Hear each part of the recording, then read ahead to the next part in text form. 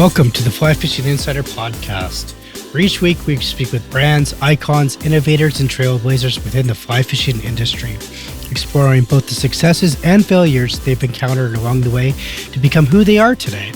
But first, if you have not yet subscribed to the podcast or joined our email list, please do so by going to the flyfisherinsiderpodcast.com, or you can also find us on Instagram at flyfisherinsiderpodcast. Now let's begin.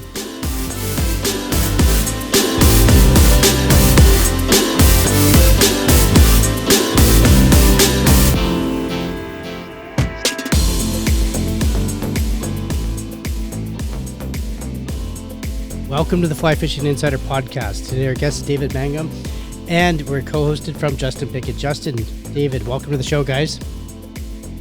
Hey. Yeah, glad to be back. Yes, definitely.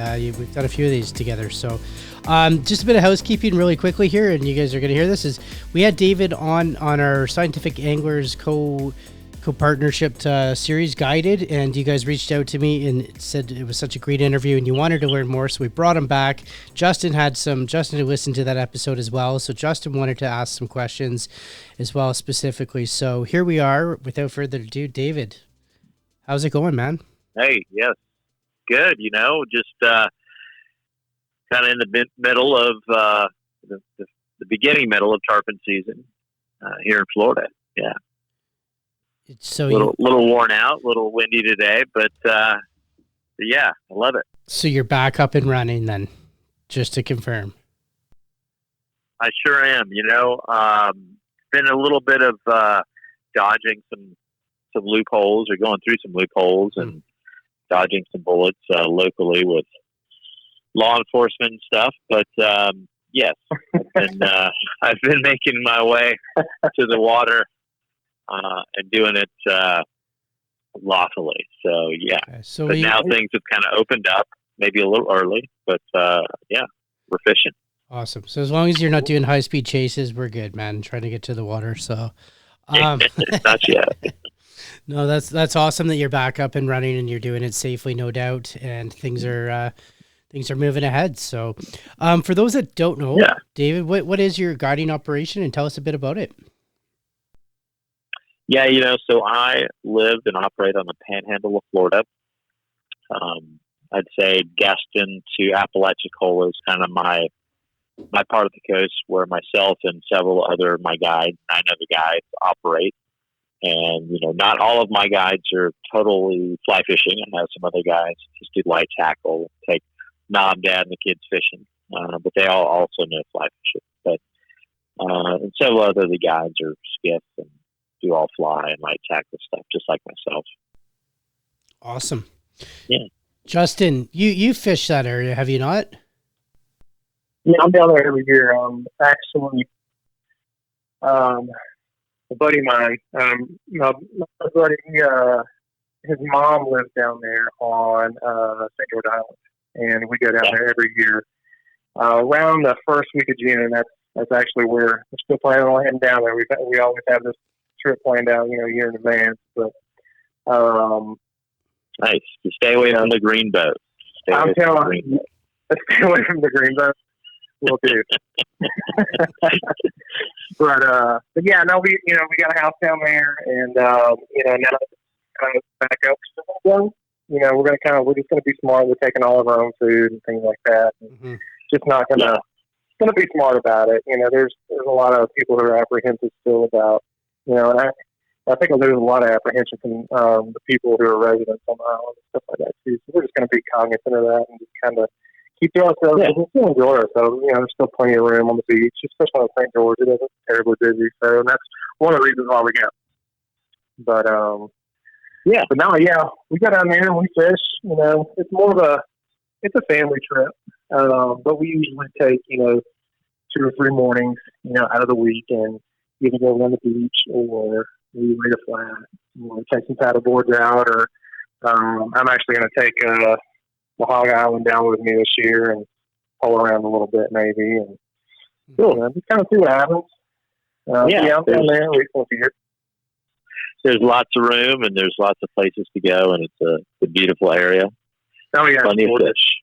Oh yeah, there's tons of fish. So, good stuff. Yeah, let me ask you guys that just to jump in here. How is the fish this year? Like, are the returns there, or is it healthy? Like, how's it looking since there's been less The pressure? fishery? Yeah. Yeah, I'd tell you that, there's pressure everywhere. There's a lot of us around.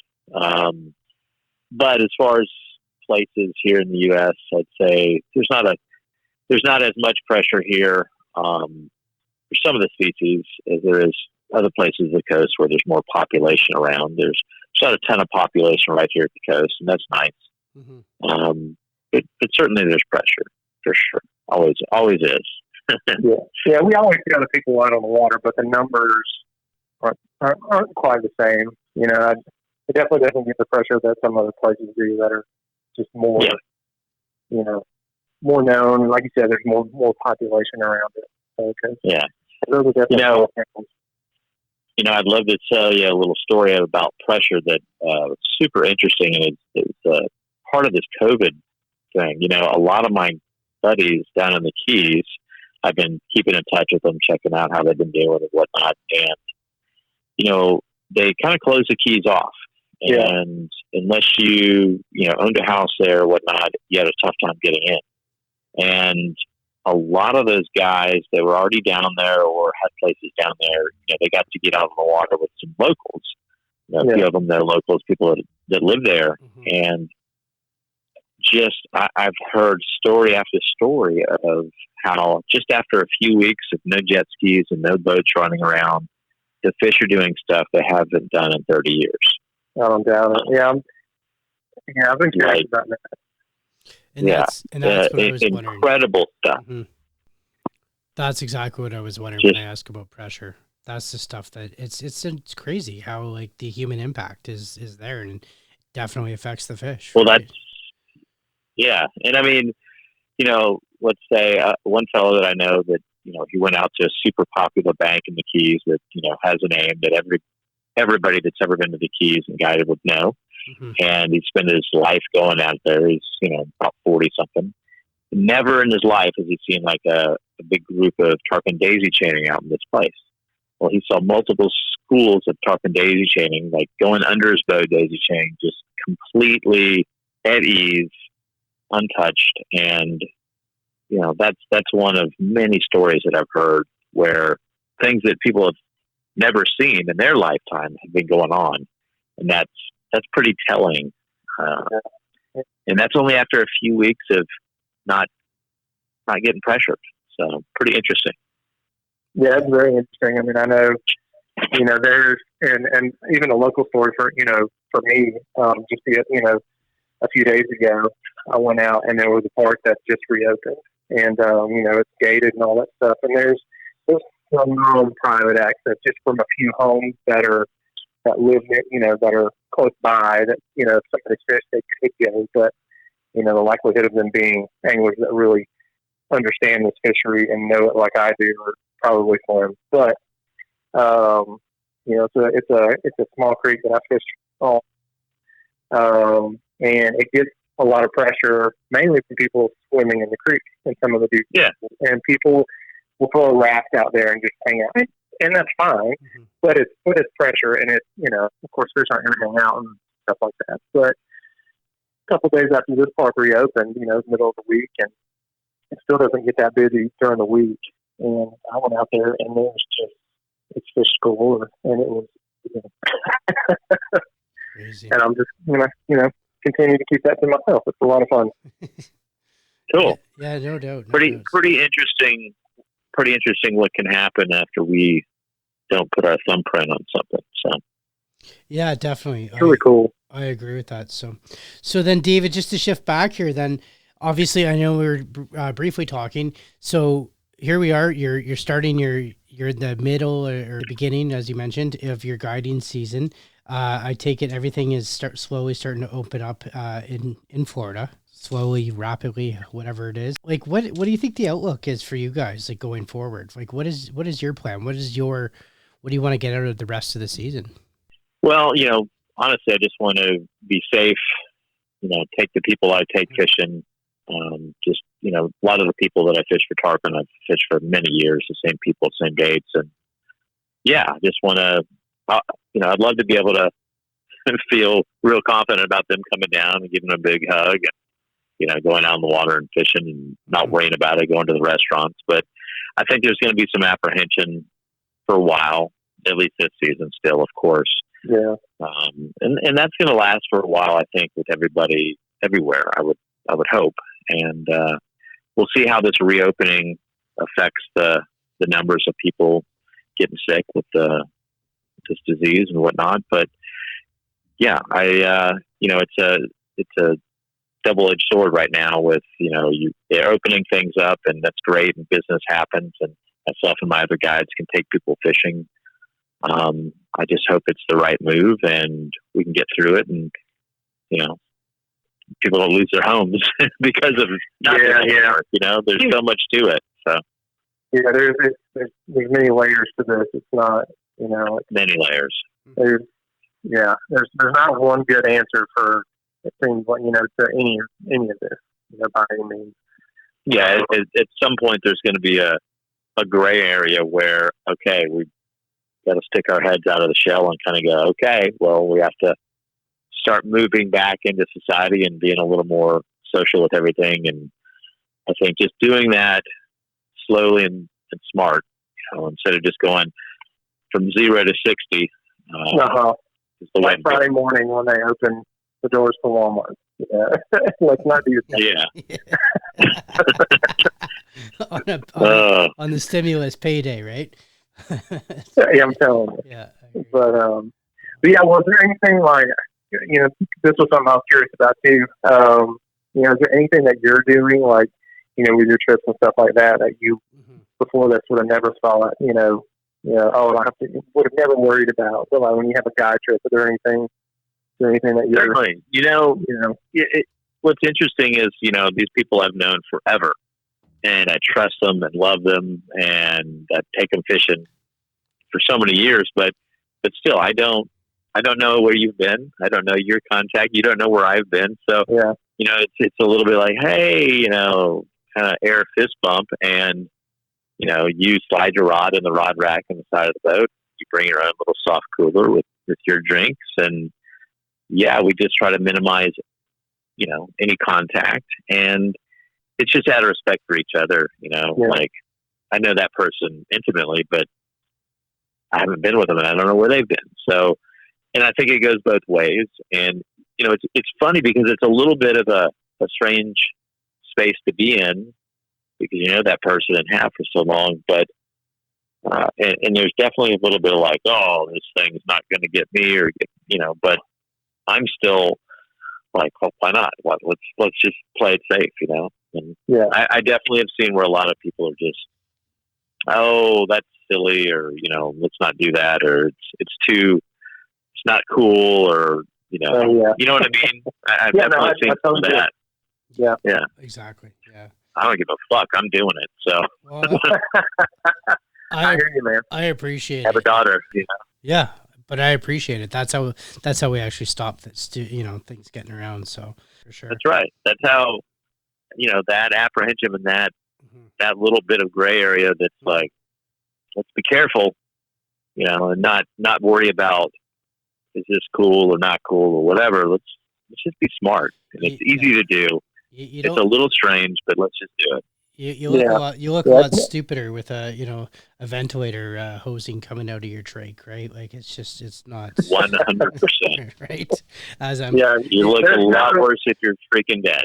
Yeah, there's nothing cool with that. As I'm standing over you doing my inline suction. Yeah, exactly. So hilarious.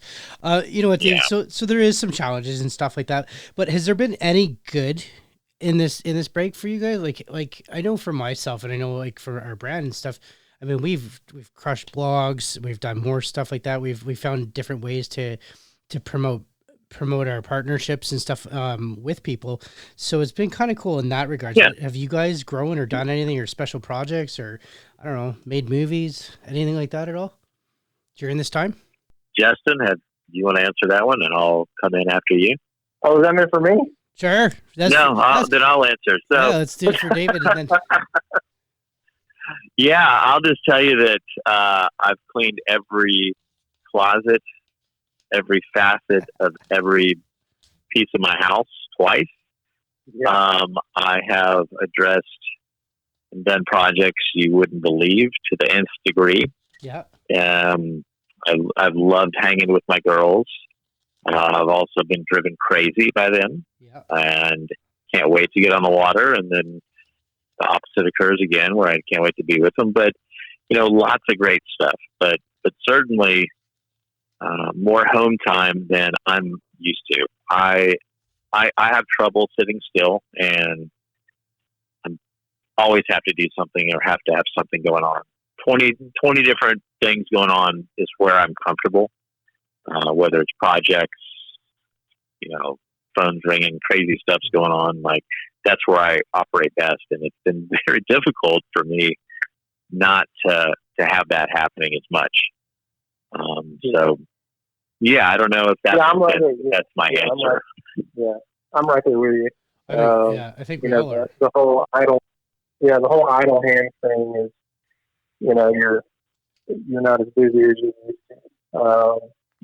I've got my hands on a lot of things typically, but it's not been as much. So it's just kind of, I've done the same thing. I've gone through my garage. I've reorganized all of my gear, all of my fly boxes. And just to the point where I'm just like, well, maybe I'll just do it again. I don't. What else is there to do? Mm-hmm. But the family time, the at-home time with the kids and being outside with them, letting the dogs run around and watching the kiddos grow a little bit, and it's funny, like in the time that I've got a 15-month-old boy, and in the time that this all kind of started, we had a walk, we were talking more and singing songs, and then my kids tying her own, my 6-year-old tying her shoes on her own and riding bikes and doing all sorts of stuff too. So it's kind of funny, making good memories and stuff like that in between all this. And, we're all back to all that stuff. But the family thing's cool too, being home and getting to see some of this stuff that you might miss otherwise. Not catch it the first time and be able to kind of laugh or, smile about that. But that's fun. I agree with you guys on that, getting the projects done and hitting the list. And man, I know we're up here, our garden's looking pretty good. The grass has never been greener, that's for sure. On the home front, right? So the wife's happy. David. We're getting there. What's that? David, one of the things that humidity is right. What's that? No, we're getting there. That humidity is just going up and up. Yeah. David, one of the things Justin was mentioning to me that when we had done so, when we talked about setting up this interview with you, is that he wanted to talk a bit more about the tarpon aspect and whatnot. And Justin, what questions did we have, or what questions specifically, since you're more into? I just kind of like, let it rip. What do you need to know? Oh, I don't know. That's anything I need to know. But it's just things I've always about tarpon. I know, right? Now I need to know. I need coordinates to all of your spots, when to be there, the tide. Yeah, flies, all that stuff. Don't worry, it's not recording. All the way down. I need it all the way down to the color back. Blue. There you go. No. Well, it's like a couple random things, really, but just because I, like I said, to your podcast with Greg, and I've also listened to you on Catholic Collective, and just kind of thinking back on that, and just thinking too, like sometimes I wonder, just random stuff. But one of the things I've always kind of wondered about tarpon is, why is the sweetheart rod of choice always seem to be the 11 weight? Why does what rod of choice? Kind of like that sweetheart, like the rod is an 11 weight. Yeah, the 11 weight, for at least for us here in our area, I'd tell you that and the key is the 11 weight's kind of the bigger rod, and the 10 weight's maybe the smaller rod. Here the 11 weight's the rod we use when we need more touch or precision, and the 12 weight is kind of the standard operating procedure rod. We always fish a 12 here for the most part, because the fish are pretty big, and you need that bigger gun when you're pulling on a fish. Yeah. If things are real calm and super precision, and delicate touch is needed, we use an 11. And I tell you, like I was just saying, in the Keys, that's 11 and a 10 maybe.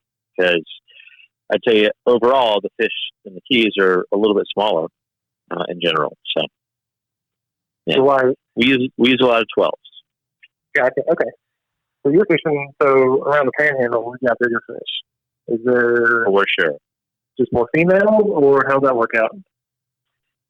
I'd tell you because, I think that tarpon are similar to salmon in like the fact that they spend the winter offshore and then they come back into the water, come inshore and hang out in the water where they kind of grew up. So the water up here, the Panhandle, has a lot of menhaden. That's a food source. It's super high protein. And I would tell you that it's the main food source for a tarpon in his life anywhere he exists. The tarpon, they go down to the Keys, and there's no menhaden down there. Menhaden need a lot of fresh water pouring into the Gulf to be somewhere and live there. And the further south you get in Florida, you don't have as much of that fresh water. So we have a lot of those menhaden here, and I feel like the fish that come here and they kind of hang out here are just overall bigger fish because they have a much more plentiful food source. Does that make sense? Mm-hmm. No, it totally makes sense. Yeah, the Keys fish, I would tell you, mullet and shrimp, and various other small fish make up their main food source. And not as much mullet. That's kind of a specific time of year thing, but there's a lot of shrimp eating fish there. Palella worms and other stuff, but those fish, they're just not as many big fish there. And we definitely may not have as many fish, but our fish here are large. So Cool. Definitely. Yeah, it makes sense. It does make sense. Mm-hmm. So, yeah, and it's another little topic that I think is interesting to me, and I've always wondered, because I know kind of how it works as far as, it doesn't really work at all up here, to be honest with you, but as far as like trout guiding and stuff like that goes. But I know saltwater guys really covet their quote unquote spots, and where they go, and these are my spots on these, maybe it's totally tide dependent, or maybe it's not, depending on what species, or but always tide dependent in this way. Yeah. But I'm always curious, like, how is it, you go through that process of finding a spot, calling it your spot, and then what do you do when somebody else is there? Maybe they're a guide. So simple. Yeah. It's crazy simple. And like most things, it's just what you would think when you go and drive your boat somewhere where nobody else is, and you find a place, you're like, this looks right. This looks like an edge, and maybe this tarpon could swim here or whatnot. And you spend time there, putting time in to see if that happens. And sure enough, wow, here they come, and they're on this place, and this is a spot. And it's a spot where you can go, and nobody else has ever been there, and that's not a tarpon spot that's on the known radar. Mm. Well, that's yours. You did the work. You spent the time, and that's time of your life you could never get back. Mm-hmm. And that time may not be one day; it may be weeks and years and months. Developing a place and understanding it to the minute. By is it the highest velocity, the point of the tide where the fish are going to move through there, or it's a 1.5, and I need to be 10 feet over this way because the grass slopes off, or whatever it is. You've put the time in, and that belongs to you. That, like I've said before, that intellectual property of learning that's yours. And in the tarpon world, other guys drive around, they're looking around, but somebody drives by you, even if they're way far away from you, they say, hey, that's a skiff over there. And they know you're tarpon fishing, you're stationary or polling or whatever. And they see that. All they have to do is come back there, or try to come back there earlier than you. And then they see what's happening there. Well, to me, that's stealing that knowledge that you have earned. And And that's kind of the deal. You know, when you find something and you put in the work to figure it out, if those tarpon swim over it, or when they swim over it, how they swim over it, you know, what month of the year they swim over that white hole or whatever it is, you know, that just makes sense that's, you put the work in, and nobody should be able to take that from you, you know, and it's possible sometimes people could learn that purely as well. And what I mean by purely is, you know, some other guy could have seen that place and developed it too, but it's pretty likely you're going to know that somebody's been there before or somebody has been there after you. And it's pretty much always that way in the tarpon world. But anyway, yeah, does that make sense? Is that explanation? No, sure. That's a great explanation. You nailed it. And it is a great explanation. Let me ask you, what do you do when you find someone? Because I'm sure you found someone in your spot that's absorbed your knowledge and taking your knowledge. Like, how do you? Yeah, well, you know, I mean, get creative. Myself and quite a few other people over the years, you know, yeah.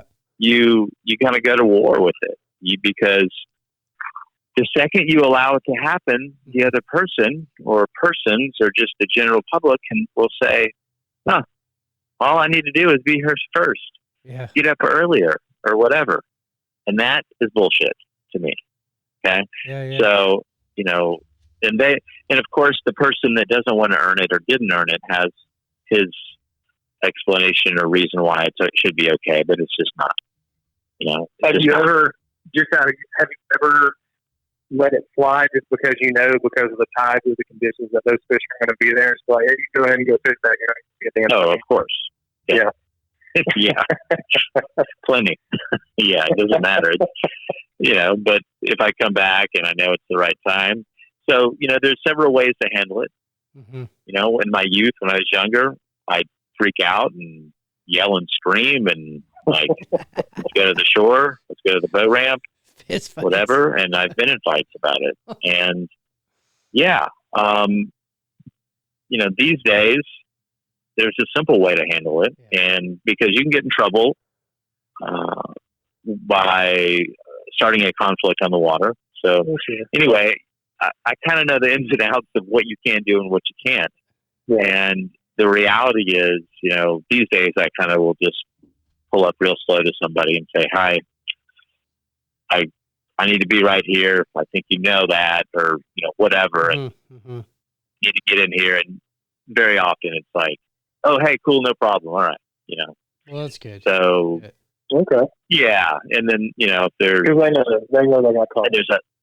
There's other, well, certainly. Well, not just caught, but like somebody, yeah, it just is what it is. It's a shitty part of the game of tarpon fishing. Yeah. And especially here, you know, our coast is very spot specific. Like you can be 25 feet that way and you won't see a single fish, and you're 25 feet this way and you get all the fish in some places. But the reality is that people in general these days, you know, we live in a society and a place that's like, I want my reward immediately. Oh yeah. And so many people don't want to go out on the water. They don't have the integrity to want to earn it the right way. They just want the fish. That's what I always say. They just want the fish. They don't care how they get it. If they're going to beat somebody that's been fishing somewhere for a long time because they saw them there, whatever it is, they want the fish so they can put their image on social media or whatever it is, just because they just want the reward. Mm-hmm. 99% of the people don't care how they got it. Yep. You know what I mean? They don't want to earn it the right way. And there's people out there that still do, that they're going to go as far away from everybody else and try to find their own way, pioneer their own thing. And I commend those people. And absolutely. anytime somebody, like I know somebody that's doing things the right way and they find their own spot and they do their own thing, I'm going to help back them up. I'm going to say, no, just got, you know, that guy, that's theirs. They earned that. Yeah. So, and then they earn that mutual respect from everybody else too. Of course, instantly. You know, when somebody's operating the right way on the water, other people know it. Mm-hmm. And they'll get respect instantly. by doing that. So, yeah. You think, because I know there's a lot of people who, whether they just proclaim that they're a guide, one day after, just deciding they want to be one, or they've gone through, the trials, the actual, going through the trials and tribulations of doing it the right way. But do you think, you reckon there's enough spots out there for everybody that's out there on the water saying they're guides right now? No, I'd say no. Yeah. I wouldn't either. So, because, plain and simple, because of where we are in history, let's say, and the date 2020, so much of these spots and places along the coast of Florida, anywhere in the world, have been looked at, have been fished, have been figured out. If you went back 30 years, I'd say, oh my God, yes. But, 99 years ago, there were 2 billion people on the earth. There are 8 billion today. Yeah. So what's that? Quadruple? Just the fact that there are quadruple the amount of people in the last 100 years has a giant impact on everything we do, no matter where you live. Yeah. I don't care where you live. You've noticed it in the last 20 years. Man, there's more people here. Doesn't matter where you are on this planet. You've noticed, or you can feel that impact. Well, the same thing holds true in fishing.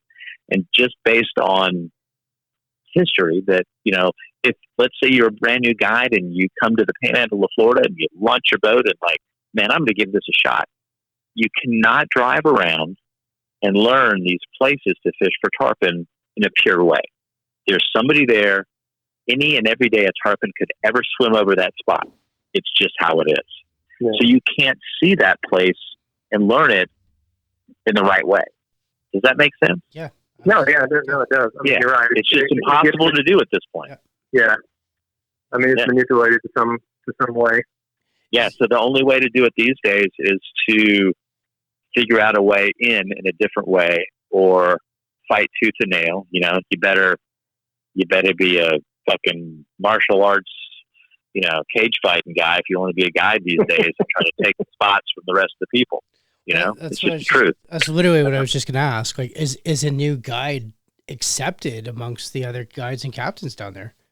Or is it no, or just there's nothing here? What's the scene like? It so depends. There's so many different factors to answer that, who's accepted. Can new people be accepted? It so depends on the person, the personality, and how they operate on the water. Yeah. For sure. It's really hard to come within a group, whether you're in the Florida Keys, anywhere in the Gulf, Louisiana here, and slide in, without putting many years of time in and be respected. It's super hard to do because there's this whole thing, let's say you're a new guy, you want to come down and start guiding. Okay, cool. And you're going to be respectful. Go to places that, not A spots, maybe it's CD spots. You're going to see a few fish, but you also have the pressure of these clients on the bow of your boat, and you want to try to find fish for them and, catch fish for them and have them return to come fishing with you or whatever.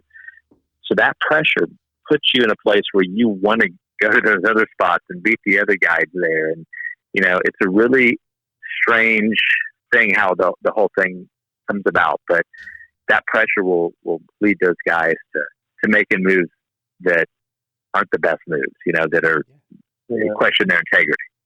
Does that make sense? You know what I mean? No, it's yeah.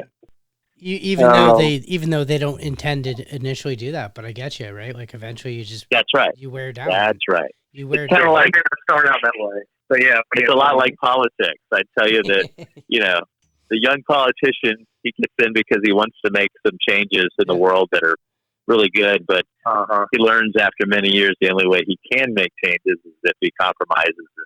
You know what I mean? And those people favors. So it's kind of like that.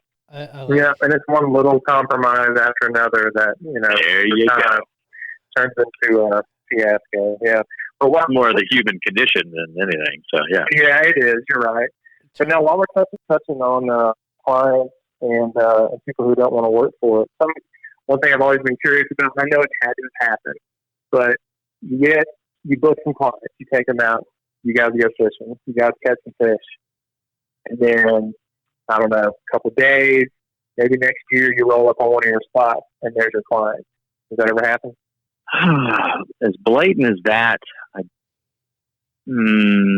not in that real, like, blatant way, I would tell you. But Okay. in some ways it's happened, and every single time I'll pull up and say, hey man, you know, and you know, me is my personality, and it's like nails on a chalkboard for me. Like, I have to call it out.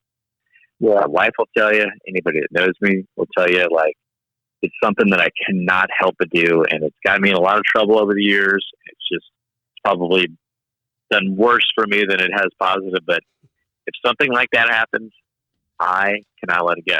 So, yeah, I'm going to pull right up and I'm going to say, what the fuck are you doing here? That's what I'm going to say. So, yeah.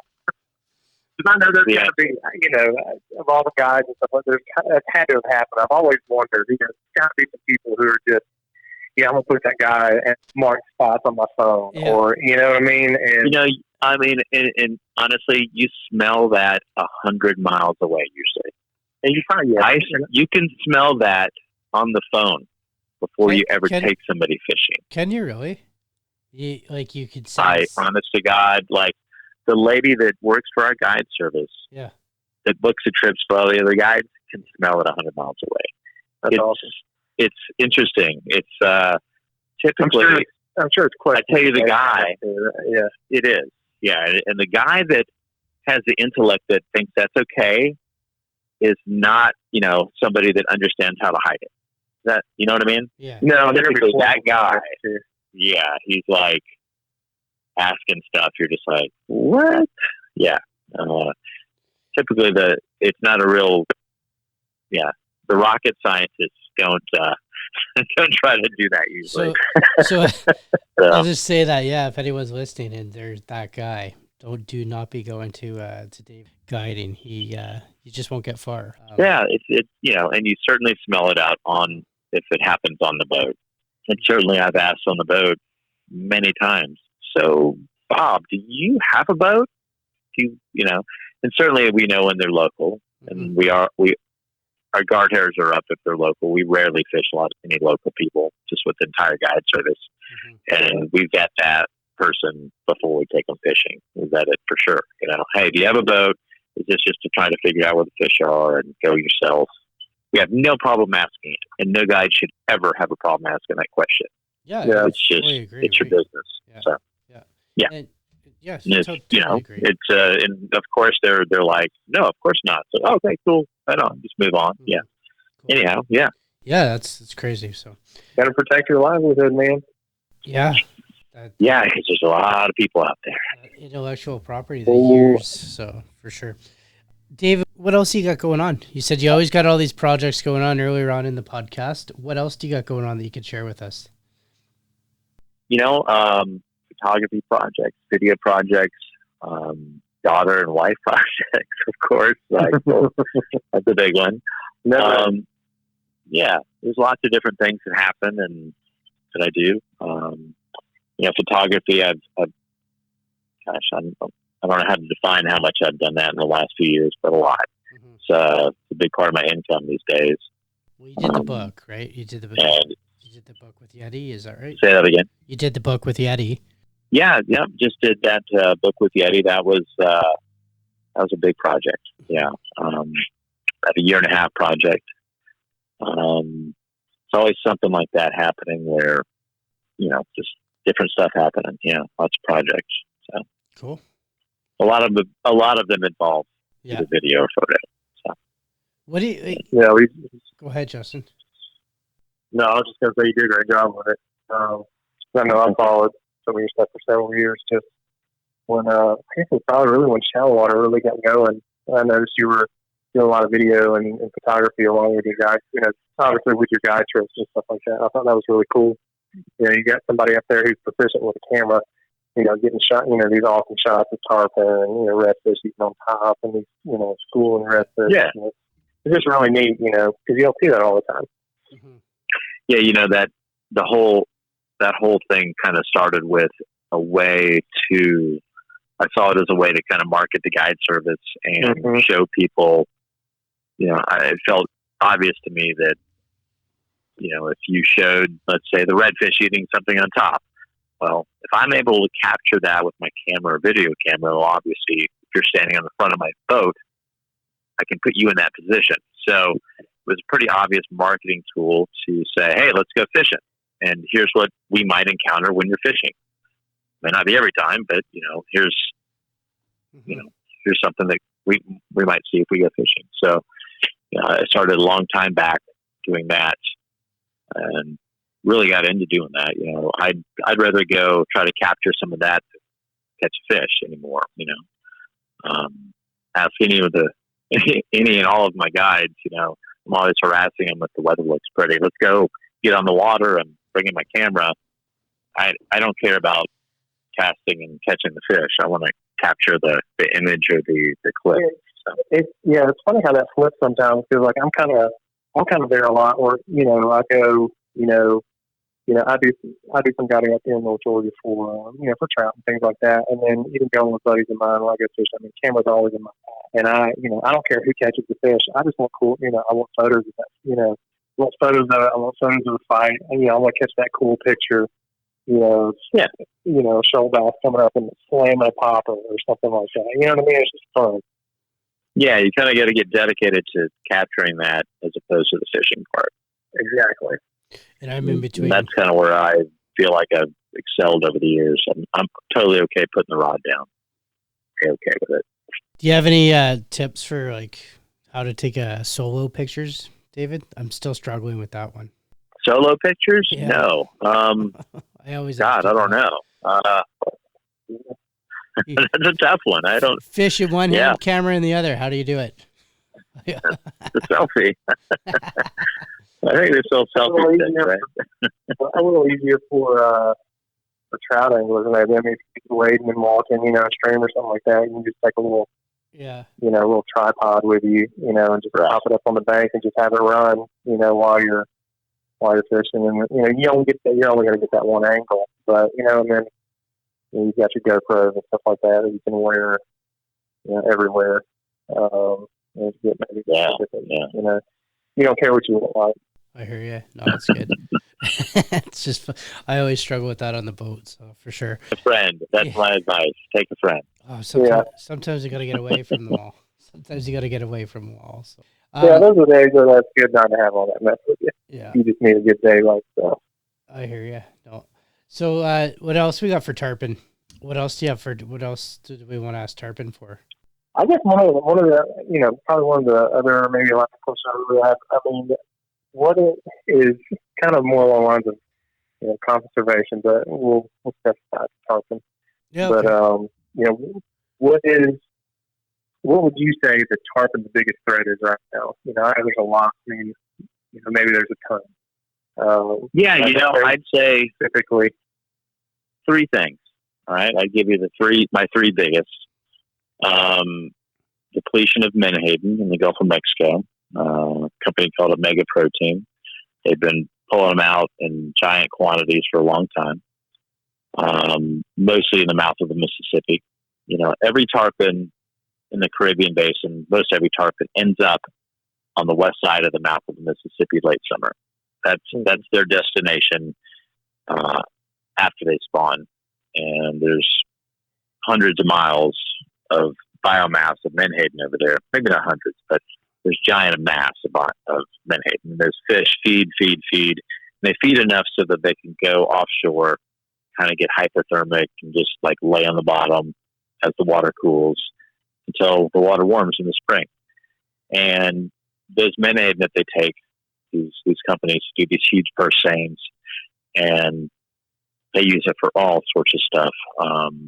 Mostly they add it to, if you look in the back of a packet, let's say Cheetos in the store, how much protein's in Cheetos? Well, there's none, but they add it into whatever the freaking Cheetos are made of. And mostly that's menhaden protein that they add. So they just bring it up to USDA standards. They have to add protein to so many processed foods, and most of that's menhaden. So What? Oh yeah. So That's crazy. it's the most commercial fish in the country. The commercial fishing in Menhaden was the reason that the whaling industry died. And I mean, it's got a huge history in our American history, actually. But the Menhaden, and another huge thing that the Menhaden do, an adult Menhaden can process about 4 gallons of water per minute. So they filter feed, and they're eating they're eating the zooplankton, and the zooplankton eat the phytoplankton, and which basically make the water dirty or cloudy looking, and the water's warm, and cause red tide if there's too much of that, too much phytoplankton. The phytoplankton pull all of the oxygen out of the water, and huge amounts of red tide happen all over the place, kill shit. Yeah. Anyway, Menhaden are very important at the end of my speech, but the other thing would be habitat loss for tarpon. So the juvenile tarpon need mangroves and things like that along the shoreline when they're little tiny fish, go up into and have a place to hide from the predator fish. And a lot of that happens, Central Florida to South Florida is the main area that, that juvenile stuff happens. Some up here, a little bit in the springs. They just need to be able to overwinter and have water warm enough to overwinter so it doesn't kill them. And typically that happens. It's a lot of development in South Florida is just beat the shit out of mangroves because coastal development is pretty high dollar.